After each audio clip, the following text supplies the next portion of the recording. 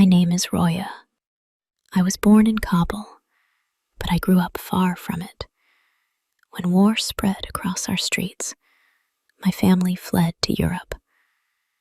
I was a child then.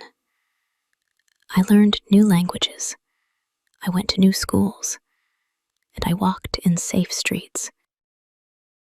But in my heart, Kabul was always alive. Its dust, its mountains, its sounds never left me. And one memory, one person, was always waiting for me there. Naveed.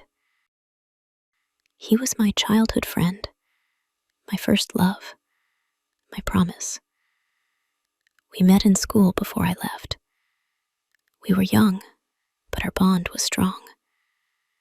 He gave me a small scarf once, blue like the sky, and said, "So you don't forget me."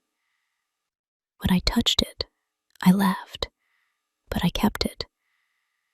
For years, that scarf was my secret treasure. In Europe, life was busy, but my heart often returned to him. We stayed in touch with letters, then with emails, then with short calls when the internet allowed.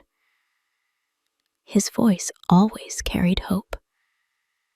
He studied, he worked, he survived, and he waited for me. Time passed. I grew into a woman.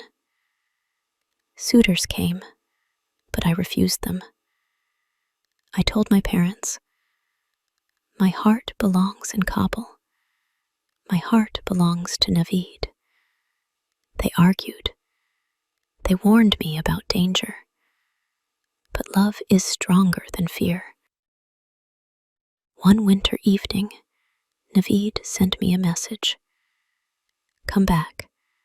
Let us marry here. Kabul is not safe, but love makes it worth it." I bought a ticket, one way, for Kabul. My friends thought I was foolish. My parents cried. But I was happy, almost wild with joy.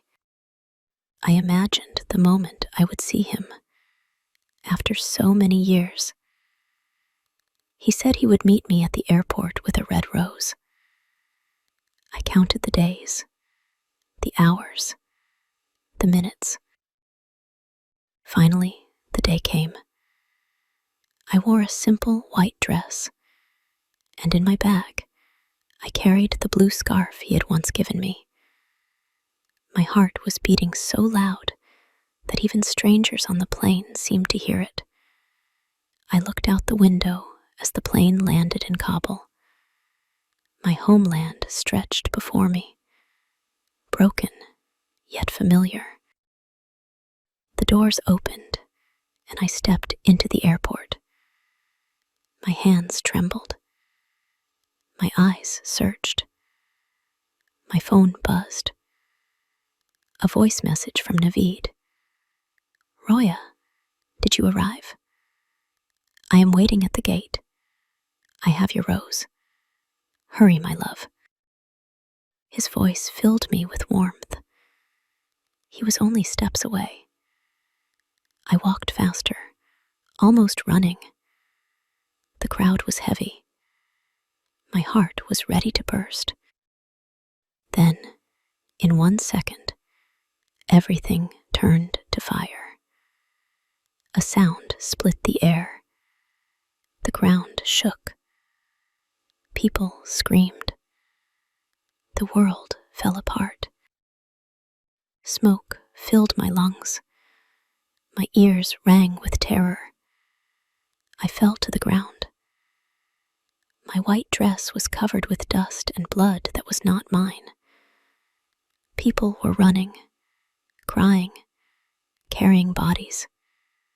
I searched, desperate, blind with fear. "Naveed!" I screamed. My throat burned. I looked for the red rose, for his face, for anything. Hours passed like minutes. Soldiers closed the area. Ambulances came and went. I searched every face, every stretcher, but I did not find him. My phone was still in my hand. The last words from him still played in my head. I am waiting at the gate. Days turned into weeks. They never found his body. Only one thing was recovered. A blue scarf, the same he had worn around his neck that day. His family buried the scarf because there was nothing else to bury. I stood beside the grave, empty, hollow, broken. Life moved on around me, but not inside me. People told me to heal, to marry, to forget. But how do you forget a voice, a promise, a rose that never reached your hand? I could not. I would not. Every year, on that same day, I return to the airport. I wear the same white dress, though it has grown old. I carry a single red rose in my hand. I stand where he said he would wait, where his last words lived, and I imagine him walking toward me, smiling, holding a rose for me. I take a picture each year and share it online. I write our story. I tell strangers about the love that ended in smoke. Some cry. Some send prayers. Some ask, "Why do you still go?" I answer, because love does not end with death, because a promise is stronger than fire. I live in Kabul now. I teach at a small school. My life is simple, but inside, I carry a wound that never closes. Sometimes, at night, I listen to his old voice messages, his laughter, his hope. His words are all I have left. They hurt, but they also keep him alive. People say I am wasting my life, waiting for a ghost. But I know the truth. Love is not wasted. It is eternal, even when it turns to ash. Naveed may have disappeared in that explosion, but in me, he still breathes. And so, each year, I return. I stand at the gate. I place the rose on the ground. I whisper, "I came, Naveed, just as I promised. I will always come. One day I, too, will leave this world. Maybe no one will remember our story then.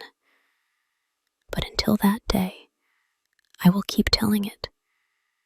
I will keep waiting at the airport, in my white dress, with my rose, for the man whose love gave me the courage to buy a one-way ticket to Kabul, and whose absence taught me the true meaning of tragedy.